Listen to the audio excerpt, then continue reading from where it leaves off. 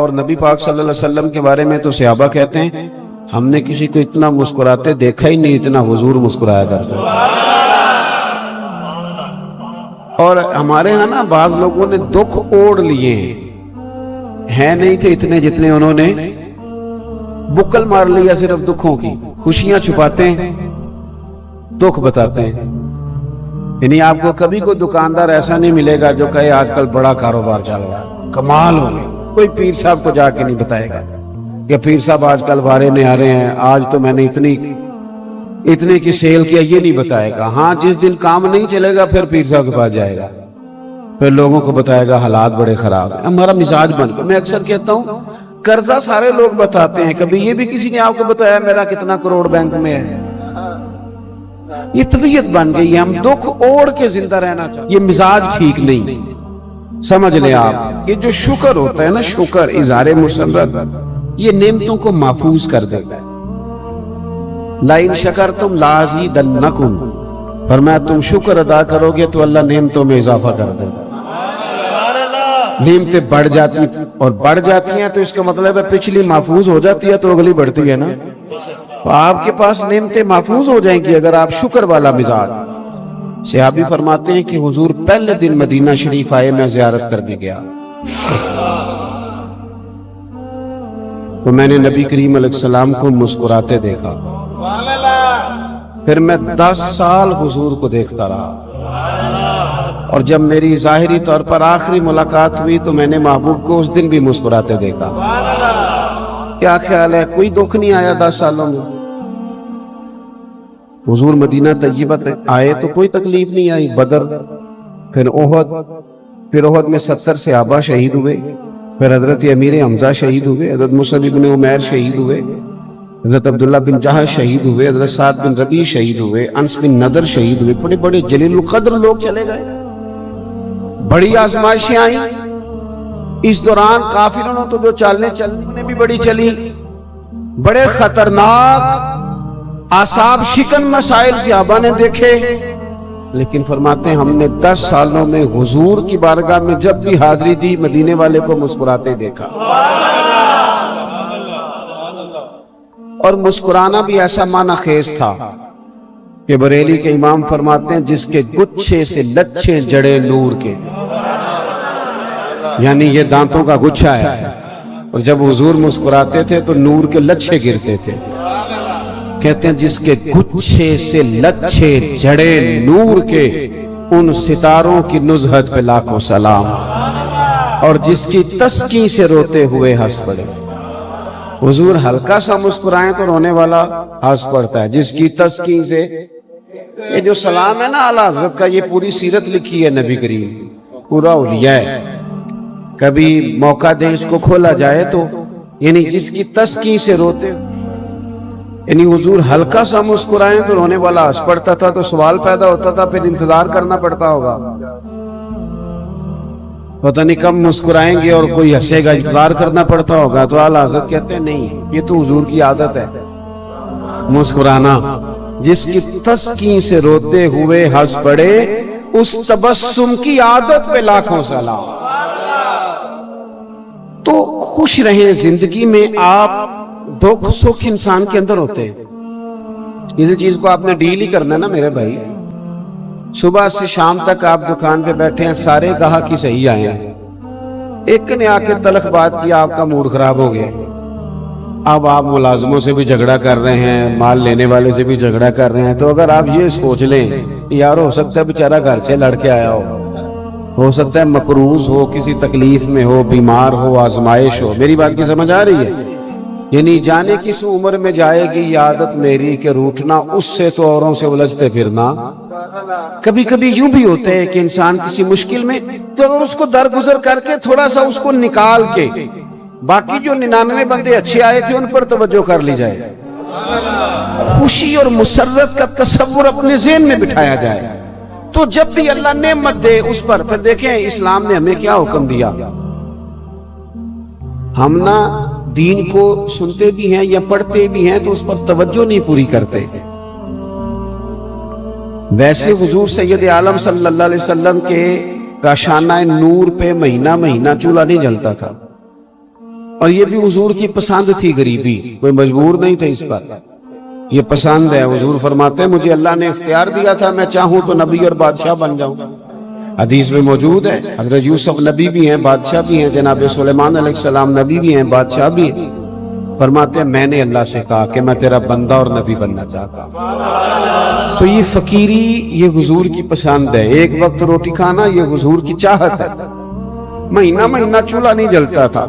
آپ میری بات پر توجہ کریں، میں کیا کہنا چاہتا ہوں۔ اصرار کر دیتے تھے، کبھی زکوٰۃ فرض نہیں ہوئی، ساری باتیں ٹھیک، لیکن جب حضور کے گھر میں نواسوں کی ولادت ہوئی ہے نا، تو ایک بیٹے کی دفعہ دو بکرے ذبح فرمائے، دو بکرے، خوشی کا مقام ہے نا۔ بال اتروا کے تو ایک پلڑے میں بال رکھ کے دوسرے میں چاندی رکھ کے حضور نے تقسیم کی۔ خوشی کا موقع ہے نا، خوشی کا موقع ہے نا، تو اس خوشی کے موقع پر حضور نے 2 جانور ذبح کیے۔ بعض لوگ ہمیں مشورہ دیتے ہیں کہ جناب آپ فلانی چیز بانٹ رہے ہیں، آپ فلانی چیز، بلکہ اب تو ایک اور بات بھی، آپ یہ کام نہ کریں، غرباء کو دے دیں۔ تو میں نے کہا آپ ہمارا موقف تو سنیں پہلے، امیر کہاں آ رہا ہے میلاد کی محفل میں؟ وہ تو جائے گا جب ایم این اے جلوس نکالے گا تب جائے گا۔ ناراض ہو گئے نا آپ بیچ میں سے بات سے، وہ تو اس وقت گاڑی پہ جھنڈا لگائے گا تو اس وقت مسئلہ بھی نہیں پوچھے گا کہ مولوی صاحب چلا جاؤں جائز ہے، نہیں پوچھے گا، اپنے دروازے کے آگے دفتر بھی بنائے گا۔ لیکن کیسی عجیب بات ہے، پچھلے 5 سال کسی اور پارٹی کا نعرہ، یہ 5 سال کسی اور کا، اگلے 5 سال پتہ نہیں کس کا۔ یہ تو ان غریبوں کا نصیب ہے، جب سے پیدا ہوئے ہیں مدینے والے کا نعرہ لگا اور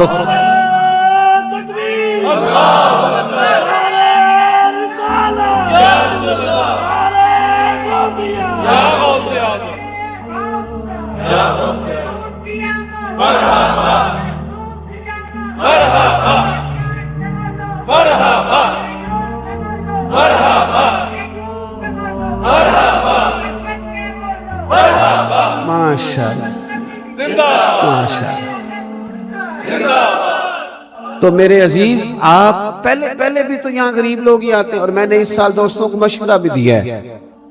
میں نے کہا پیر صاحب کی اور مرید صاحب کی روٹی میلاد میں ایک جیسی پکانا، کچھ بھی نہیں کہے گا انشاءاللہ، میرے نات کا بڑے اچھے ہیں، وہ کھا لیں گے، جو سارے چاول کھائیں گے وہ بھی کھا لیں گے۔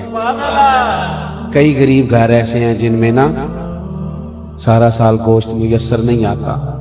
ہاں مجھے پتہ ہے کہ جب بچے پوٹیوں سے لڑ رہے ہوتے ہیں تو ابا بیچارہ دور بیٹھا رو رہا ہوتا ہے کہ میرے وسائل ہوں تو میں کھلاؤں۔ کاش تو میلاد والے دن ہی زیادہ بوٹیاں ڈال کے بٹھائے اور غریب سارے بچے لے آئے۔ 3 سال کا بیٹا جب زیادہ بوٹیاں کھائے گا نا، پوچھے گا اپنے ابا جی سے کہ ابا جی آج خیر ہے، تو پھر ہو سکتا ہے ابا روئی پڑے اور ماتھا چوم کے کہ پتر آج راج راج کے کھا، آج مدینے والے کا میلاد۔ آپ اس کو ذوق میں لائیں تو خوشی اور مسرت کا جو تصور دین دیتا ہے، اس تصور کو آپ سمجھے کہ 2 جانور حضور نے ذبح کیے عقیقے کے موقع پر، اور پھر اللہ کے محبوب صلی اللہ تعالی علیہ وسلم نے حکم دیا، نکاح کے معاملے میں کوئی پابندی نہیں لگائی کہ اتنے جوڑے ہوں، اتنے سوٹ ہوں، اتنی دعوت ہو، اس طرح کا کھانا، پابندی نہیں لگائی، لیکن فرمایا ولیمہ ضرور کرنا، چاہے بکری کا بچہ ہی ذبح کر لینا، دوسروں کو شامل کرنا۔ یعنی خوشی کا موقع کوئی آئے نا، خوشی کا موقع، تو اس میں کسی کو کھانا کھلانا اور جائز طریقے سے خوشی منانا، جائز طریقے سے، اچھے طریقے، اس کی تو اسلام نے تعریف کی ہے، اس کی تو تعریف کی ہے۔ یہ آپ خوشی منا رہے ہیں نا میلاد کی، مثلا کیا کیا آپ نے؟ حضور سید عالم صلی اللہ علیہ وسلم پہ نازل ہونے والا قرآن ہی پڑھا ہے نا۔ آپ کی توجہ ہے میری بات پر؟ پہلے تلاوت ہوئی، اس کے بعد اب کیا ہو رہا ہے؟ آخر میں کیا ہوتا ہے؟ سلام، اس کے بعد آخر میں کون سی چیز بری ہے؟ بھئی آپ ایسے ہی، بعض دوست ایسے ہی الجھ جاتے ہیں، یہ کوئی ایسا مسئلہ نہیں ہے، مجھے بتاؤ تلاوت کرنا نہیں ٹھیک، نعت پڑھنا نہیں ٹھیک، کتاب و سنت کی بات کرنا نہیں ٹھیک، یا کسی کو کھانا کھلانا نہیں ٹھیک۔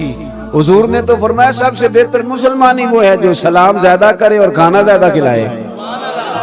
تو آپ تھوڑا سا اس کو صرف نا جذبات میں لانے کی ضرورت ہے۔ چیزوں کو جذبات میں لائیں، ان کے حسن کو برقرار کریں۔ میلاد کس بات کو کہتے ہیں؟ سادی بات، بالکل دو ٹو۔ میلاد یہ ہے کہ ہم یہ میلاد کا ترجمہ ہے کہ ہم آج بڑے خوش ہیں کہ اللہ تعالیٰ نے ہمیں رسول پاک عطا فرمائے۔ اس میں کوئی اختلاف کر سکتا ہے؟ اس پہ خوش نہیں ہونا چاہیے کہ اللہ نے۔ میں نے تھوڑا سا ملک سے باہر بھی دنیا کو دیکھا ہے،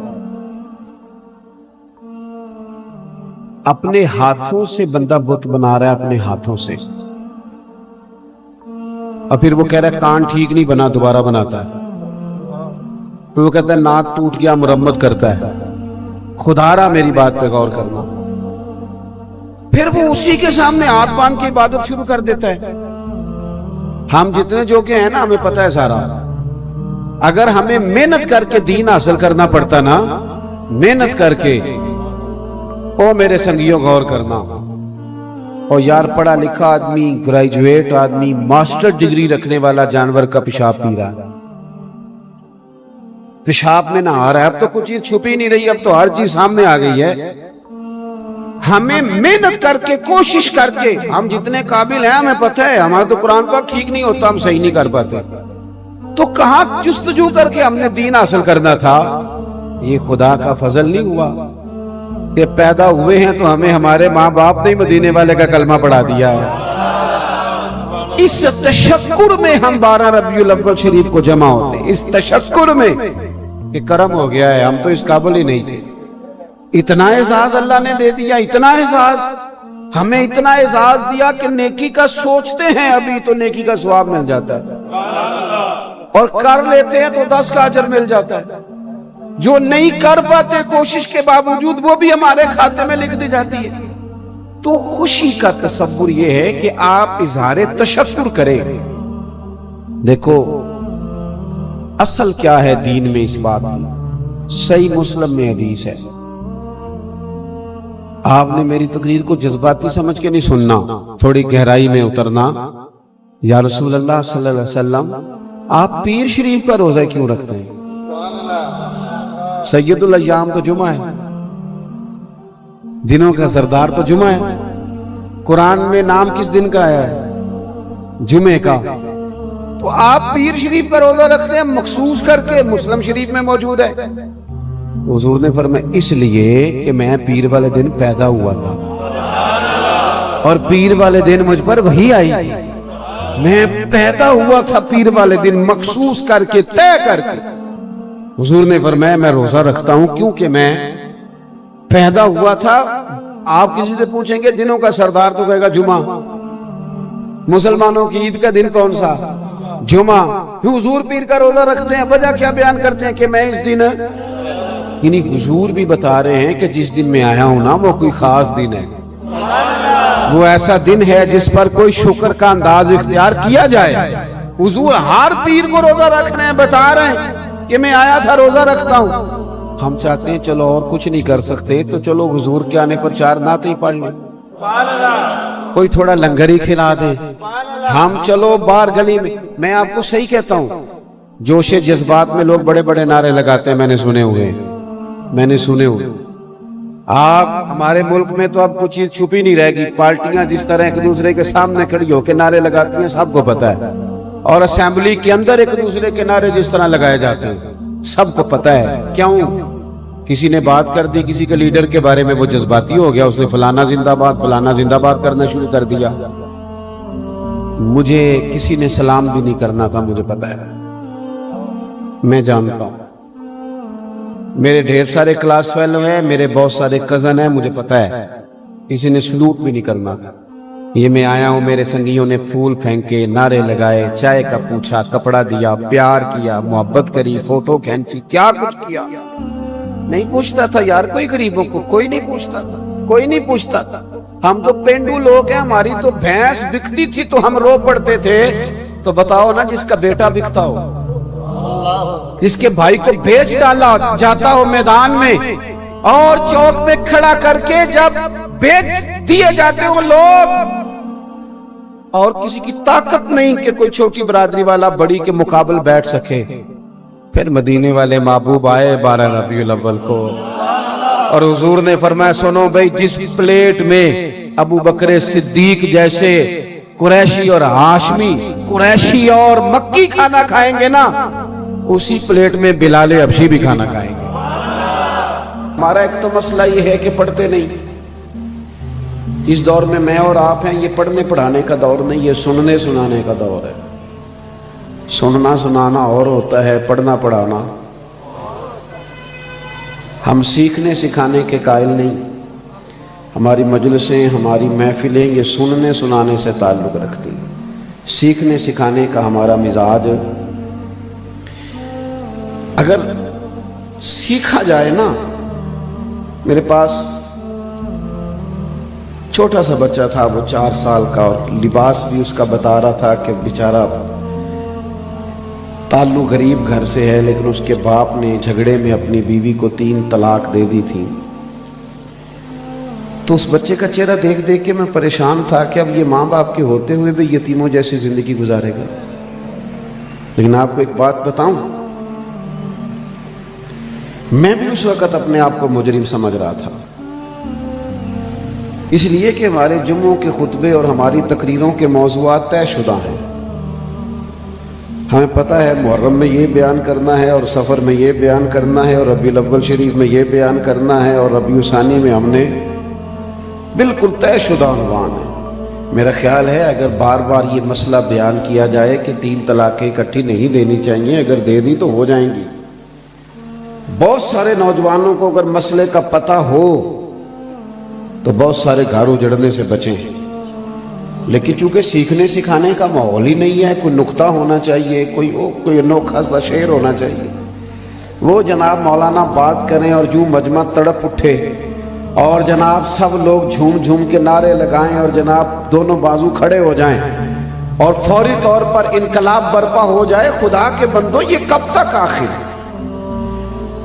جو کتب احادیث میں ہزاروں احادیث رہ گئی ہیں جو ہم نے نہیں سنی، کیونکہ ہم نے کبھی عنوان اس طرف جانے نہیں دیا، وہ ہم نے کب سننا؟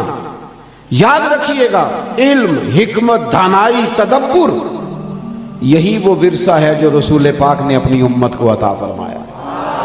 حضور سید عالم سکھاتے، حضور بتاتے، نبی پاک کے پاس رہنے والے باتوں کو سمجھتے، حضور تعلیم ارشاد فرماتے، ذرا ذرا سا موقع ہوتا تو سرکار تربیت کرتے۔ آج کتنی جلدی لوگوں کے عقائد الجھ جاتے ہیں، کیوں؟ اس لیے کہ ہم عقائد الجھنے سے پہلے ان کی مضبوطی کا بندوبست نہیں کرتے۔ ہمیں جب اندازہ ہو جاتا ہے نا کہیں آگ سلگنے لگ گئی ہے، دیکھیں نا کچھ جگہوں پہ بیماری آنے سے پہلے لوگ حفاظتی تدابیر بتا دیتے ہیں کہ بچ کے رہنا، اس طرح کی بیماری بھی پیدا ہو جاتا ہے۔ آپ کی توجہ میری طرف ہے کہ موبائلوں کی طرف ہے؟ صحیح بتانا ہے آپ نے۔ اللہ آپ کو، میں نے ایک دوست کو چلہ بتایا تھا تھوڑے دن پہلے، آپ کو بھی بتاتا ہوں۔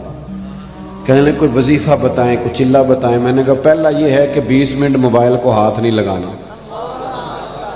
تو وہ تو نہیں کر سکا، اللہ کرے آپ کر لیں، اس سے نہیں ہوا تھا۔ وہ 4-5 منٹ میں ہی اس کا چلہ ٹوٹ گیا بیچارے کا۔ اتنا نہ سر پہ سوار کریں، اور بھی غم ہے زمانے میں محبت کے سوا۔ اس بات کو آپ نے سمجھنا ہے، غور کرنا ہے۔ بیماری آنے سے پہلے اگر حفاظتی تدابیر بتا دی جائیں، عقائد کوئی بگاڑے ہی کیوں اگر پہلے عقائد کی پختگی سکھا دی جائے، اگر پہلے سے دلائل سے آگاہ کر دیا جائے۔ وہ سوال دیکھیے نا، ہمارے اساتذہ ہمیں پڑھاتے ہیں تو جب استاد عبارت پڑھاتا ہے وہ اس بات پر سوال بھی خود ہی قائم کرتا ہے اور پھر جواب بھی۔ اب یہاں جو درسیات پڑھے ہوئے لوگ ہیں وہ میری بات کو سمجھیں گے، سوال بھی قائم کرتے ہیں اس پر کہ یہ اعتراض ہوتا ہے، استاد خود اعتراض کرتا ہے، پھر خود ہی اس کا کہ کل کو جو اس پر کسی نے اعتراض کر کے اس طالب علم کو پریشان کرنا ہے تو ہم خود ہی نہ بتا دیں۔ ہمارے پرانے بزرگ تفسیریں لکھتے تھے نا، آپ حضرت حکیم الامت مفتی احمد یار خان صاحب رحمۃ اللہ علیہ کی تفسیر دیکھیں تو وہ تفسیر پر اعتراض بھی خود ہی کرتے ہیں اور پھر جواب بھی۔ اس کو کہتے ہیں حفظ ما تقدم، پہلے سے بندوبست ہو، پہلے سے، تاکہ کوئی ایک عقائد کو بگاڑ سکے علم پہلے سے دے دیا جائے، تربیت پہلے سے کر دی جائے، شعور پہلے سے دے دیا جائے، ان کو پہلے سے پختہ کر دی. ہم سکھاتے نہیں، ہمارا مزاج نہیں، ہماری. اور جو قوم واعظ و نصیحت سننے کے لیے آتی ہے وہ بھی سیکھنے سکھانے کا مزاج نہیں رکھتی، کانوں کے ذائقے کا مزاج رکھتی. اس لیے کوئی بھی خطیب، کوئی بھی واعظ کچھ عرصے کے لیے پاپولر ہوتا ہے، پھر اس کے بعد ہمیں نیا ذائقہ چاہیے، پھر کوئی اور سٹائل چاہیے، پھر کوئی اور انوکھا انداز چاہیے. آپ یہ حدیث پاک بخاری مسلم میں موجود ہے. نبی کریم علیہ السلام کے صاحبزادے جناب ابراہیم علیہ السلام کا وصال ہوا. اتفاق کی بات یہ کہ سورج گرہن بھی اسی دن ہو گیا.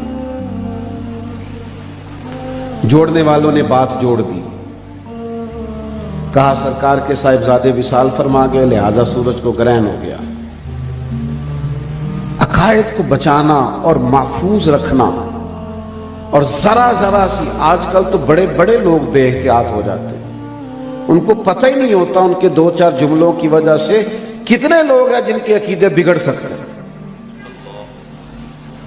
لوگوں نے بات جوڑ دی، کہا وہ حضور کے صاحبزادے چونکہ وصال فرما گئے اس لیے سورج کو گرہن ہو گیا ہے. تو اللہ کے رسول صلی اللہ علیہ وسلم نے جمعے کا انتظار نہیں فرمایا، بلکہ اسی وقت فرمایا لوگوں کو مسجد میں جمع کرو. جب لوگ مسجد میں جمع ہو گئے تو محبوب پاک نے خطبہ ارشاد فرمایا. لوگوں کی تعلیم کا خیال رکھنا، ان کے نظریات کو بگڑنے سے بچانا، ان کی سوچوں کو فتنے کا شکار ہونے سے بچانا. آج کیا کریں، جو بتانے والے ہیں ان کو لوگ سمجھتے ہیں کہ یہ تو ہو پرانی باتیں کر رہا، اور جو بگاڑنے والے ہیں وہ کسی نے کہا تھا بتانے والے سب تمہارے یار ہو گئے اور سمجھانے والے مفت گناہگار ہو گئے. بہکانے والوں کو تو یار بنا لیتے ہو اور سمجھانے والوں کو گناہگار سمجھتے ہو. اللہ کے محبوب علیہ الصلوۃ والسلام نے سب کو مسجد میں بلایا اور خطبہ دیا. کریم فرمانے لگے یہ سورج اور چاند کو جب گرہن لگتا ہے یہ اللہ کی نشانیوں میں سے نشانی ہوتا ہے. حضور فرمانے لگے کسی کے دنیا سے جانے کا اس کے ساتھ کوئی تعلق نہیں ہے. لوگوں کو نظریاتی طور پر بچا کے رکھنا، ان کو پختہ نظریات دینا، تعلیم دینا، سمجھانا، یہ ضروری ہوتا ہے. ہم نے کیا کیا ہے؟ ہم نے علم کے فروغ کا کام چھوڑ دیا ہے. ہمارا مزاج کچھ اس طرح کا بن گیا ہے کہ ہم سیکھنا، حاصل کرنا، حصول کرنا ہمارے پاس کی. مجھے ایک صاحب کہنے لگے فلاں مولانا صاحب کو ہم نے اپنی مسجد میں رکھا ہے، دور دور سے وہاں لوگ جمعہ پڑھنے آتے ہیں اور ان کی بات کو سن کے کچھ لوگوں کو ہم دیکھ رہے ہیں وہ نمازی بھی ہو گئے ہیں، لیکن ہم نے مولانا ہم لائے تھے لیکن ہمارے بچوں پر تو کوئی اثر نہیں ہوا. دور دور سے ان کا بات سن کے لوگ ٹھیک ہو گئے. ہماری مسجد کے خطیب ہیں لیکن ہمارے ہاں کوئی ان کا اثر ہے. تو میں نے کہا اس کی وجہ ہے نا، اگر آپ سمجھ میں نہیں آئی آپ کو تو. وہ کہنے لگے اس کی کیا وجہ ہے؟ میں نے اس کی وجہ یہ ہے کہ وہ جو دور سے آتے ہیں وہ قبلہ حضرت صاحب کی بات سننے آتے ہیں، اور آپ نے اپنے بچوں کو بتایا ہے کہ ہم نے 30,000 روپے مولوی رکھا ہوا ہے. آپ کے بچوں کی سوچ یہ ہے کہ 30,000 تنخواہ لیتا ہے، اس کی ڈیوٹی ہے کام کرنا. وہ جو دور سے چل کے شمس تبریز کے پاس جاتا ہے وہ جلال الدین رومی بن جایا کرتا ہے. وہ جو وقت نکال کے ڈیوٹی نکال کے آگے پہنچ کر حضرت جناب ابو سعید مخزومی کی خدمت میں حاضر ہوتا ہے وہ غوث پاک جیلانی بنا کرتا ہے. لیکن ہم نے مزاج نہیں پیدا کیا، ذوق نہیں دیا. پہلے علم کا وہ مزاج نہیں، پھر عالم کے بارے میں ہمارا وہ مزاج نہیں، ہماری وہ طبیعت نہیں. اب میری کچھ طبیعت بھی ٹھیک نہیں ہے اور یہ شام کے بعد پھر تھوڑی طبیعت علیل ہو گئی. وعدہ تھا میں حاضر ہو گیا، ورنہ میرا شوق بڑھ رہا ہے کہ میں آپ سے بات کروں. میں نے ایک محفل میں میں گیا ہوا تھا، تو آپ مجھ سے ناراض نہ ہو جائیے گا، بات پوری سنانی پڑتی ہے، مجبوری ہوتی ہے. تو بعض اوقات نہ کسی بندے سے ہم نے خصوصی تعاون لیا ہوا ہوتا ہے محفل میں، پہلے کہہ چکا ہوں ناراض نہ ہونا. تو جس سے خصوصی تعاون لے لیتے ہیں نا وہ بھی سب سے سیانا ہوتا ہے, چونکہ جیتے گھر دانے, ہاں جس کے پاس 4 پیسے آ جائیں لیکچر بھی بڑے سونے دیتا ہے. تو وہ کھانے کے لیے ٹیبل پہ بیٹھے تو 15-20 علماء تھے وہاں, طالب علم ان میں سے صرف چھوٹا میں ہی تھا. تو وہ نصیحت کرنے لگ گئے, کہنے لگے سارے مولوی نا یہ والا جمعہ جو اتفاق پہ پڑھانا. تو چلے وہ اب صابر خاموش تھے اور بڑا مسئلہ ہوتا ہے محفل میں بولنا, تو ہم بھی دانت دبا رہے تھے لیکن کہہ کچھ نہیں رہے تھے. چلو, لیکن تھوڑی دیر کے بعد ان کا جو انداز تھا وہ تحکمانہ ہو گیا, حکم دینے لگے. پھر ٹھیک ہے نا جی, پابندی ہو گئی نا, اگلا جمعہ سارے اتفاق کی برکت پہ پڑھائیں گے نا. اور ممبر تھے وہ اسمبلی کے, صوبائی اسمبلی کے. تو وہ ہماری رگے رضویت اندر سے پھڑک اٹھی. وہ بھلا کیوں اٹ سٹ تے پکھڑا کوار گندل اسی اور بھی بوٹیاں جان لے. میں نے ان سے کہا کہ جناب کی تعلیم کیا ہے, تو میرے سوال پر ہی بیچارہ پریشان ہو گیا. کہنے لگا جی میں میٹرک ہوں. تو میں نے کہا جن کو آپ نصیحت کر رہے ہیں وہ سارے ایم اے سے اوپر ہیں, پہلے آپ پی ایچ ڈی کر کے آئیں پھر ہم سے کلام کریں آپ. اور پھر میں نے کہا آپ ہمیں مشورہ دے رہے ہیں, یعنی سورج کو لگے دھبا قدرت کے کرشمے ہیں اور بت ہم کو کہے کافر. اللہ کی مرضی ہے, آپ ہم کو مشورہ دے رہے ہیں. میں نے کہا آپ اس طرح کریں, صبح یہ والا جو آپ کا بھاشن ہے نا یہ اسمبلی میں جا کے دیں, اور آپ کا اسمبلی میں جا کے کہیں سارے کہ آج سے اتفاق میں برکت پر درس ہوگا. اور میں نے کہا صرف 1.5 منٹ کے لیے نا آپ اپنی مخالف پارٹی کے لیڈر کی تعریف کریں, 1.5 منٹ کے لیے, اور اس کے بعد ہمیں مشورہ دینا. آپ نے عالم کی قدر کو کیا جانا ہے؟ یہ 15-20 علماء بیٹھے ہیں اور آپ کا لب و لہجہ ہی بدل گیا ہے, آپ مشورہ دیں. اور ورنہ میں نے کہا اگر آپ کو بڑا شوق ہے نا تو میں آپ کے محلے کے خطیب صاحب کو کہتا ہوں کہ یہ جمعہ پڑھانے کی ڈیوٹی آپ کی لگا دیں, چلیں کچھ تو کریں آپ. تو پہلے تو ہم نے علم کا مزاج نہیں پیدا کیا, پھر عالم کی وہ والی قدر اپنی طبیعت میں پیدا. حالانکہ ہر شعبے کے بڑے کی قدر ہوتی ہے, ہر شعبے کی. یہ مائک والا یہاں مائک سیٹ کرنے لگ جائے نا ہمارا بھائی, تو میں انشاءاللہ جا کے مداخلت نہیں کروں گا, میں سمجھوں گا یہ شعبے کا بڑا ہے. وہ جیسے سیٹ کر رہا ہے مجھے اس کی بات کو سمجھنا چاہیے, قدر کرنا چاہیے. لیکن عجیب بات ہے, علم کے ماحول کے اندر, علماء کے شعبے کے اندر ہم بڑوں کی قدر ہی نہیں کر رہے, ہم سمجھ ہی نہیں پا رہے کہ یہ بڑے. خدا را سیکھنے سکھانے کا مزاج پیدا کریں, علم کا شعور پیدا کریں, علماء سے سیکھیں, ان کی خدمت میں حاضری دیں. آپ علماء کے پاس جائیں گے آپ کو علم آئے گا, آپ کے شعور کی بلندی آپ کو نصیب ہوگی, آپ محسوس کریں گے کہ چیزوں کا رنگ کچھ اور ہے. کوئی بھی چھوٹا اس وقت نظر آتا ہے جب اسے دور سے دیکھا جائے یا غرور سے دیکھا جائے. آپ قریب آ کے تو بیٹھیں, آپ دیکھیں تو صحیح, آپ بڑے بڑے ہیں. آپ علماء کے پاس آئیں, علم کو سیکھیں, مزاج پیدا کریں سیکھنے سکھانے کا, طبیعت کے اندر شوق لائیں پڑھنے پڑھانے کا. یہ بڑے خوبصورت بچے ہوتے ہیں جو قرآن مجید یاد کرتے ہیں, یہ بڑے حسین لوگ ہوتے ہیں. جو حفظ کا استاد ہوتا ہے نا اس کی بڑی محنت ہوتی ہے. بعض استاد سحری میں اٹھ کے بچوں کو جگاتے ہیں, ناشتے تک پڑھائی, ناشتے کے بعد پھر 11 بجے تک پڑھائی, پھر زور سے عصر تک پڑھائی, پھر مغرب سے عشاء تک پڑھائی. بعض بچوں کی منزل رہ گئی, عشاء کے بعد بھی پڑھائی. میں کیسے آپ کو بتاؤں یہ بچے پڑھتے ہوئے کتنے پیارے لگتے ہیں, میں کیسے آپ کو خبر دوں. مجھے وہ منظر بھی یاد ہے کہ ہم کبھی کبھی رات کو دیر سے آتے ہیں نا تو کسی استاد نے کھینچا ہوتا ہے کہ صبح ضرور سننا ہے, تو بچے نے سارا دن یاد کیا. اور مجھے بتاؤ جو دن میں سائیکل چلائے وہ رات کو خواب میں بھی سائیکل نہیں چلاتا؟ بولو نا, چلاتا ہے کہ نہیں؟ جو دن میں گاڑی میں بیٹھا ہو خواب میں بھی گاڑی میں نہیں بیٹھا ہوتا. میں نے اپنے کانوں سے سنا ہے حفظ کے بچوں کو کہ سارا دن جو سبق یاد کرتے ہیں وہ سوتے میں بھی دہرا رہے ہوتے ہیں, سوتے میں بھی ان کی آواز, ان کی زبانوں سے وہ قرآن نکل رہا ہوتا ہے. سلام सलाम है तुझे ए उस्ताद सलाम, ए उस्ताद तुझे सलाम है। तो उन्हें इन बच्चों को इतना कुरान याद कराया है कि सोते भी इनकी जुबान पर अल्लाह का कुरान ही जारी है। क्या अजमत समझते हैं आप इन लोगों, क्या शान जानते हैं आप इनकी। खुदा के बंदो कभी आके देखो तो सही, ये माहौल तो नूर वाला माहौल महसूस होता है। और फिर जब हम दर्सियात के लिए बच्चों को भेजते हैं, जब वो फनून पढ़ते हैं, जब वो सर्फ नहव पढ़ते हैं, जब वो इजरा करते हैं, जब वो किताब व सुन्नत की अंदर डूबते हैं, जब वो अपने असातिज़ा से सवाल करते हैं, जब वो गुफ्तगू करते हैं, जब वो बात करते हैं, मुझे तो वो मदरसे में आते और बाहर जाते बड़े प्यारे लगते। मैं कहता हूँ तुम कितने खुश नसीब लोग हो जिनके हाथों में मिशकात शरीफ पकड़ी हुई है, हिदायत थामे हुए जा रहे हो।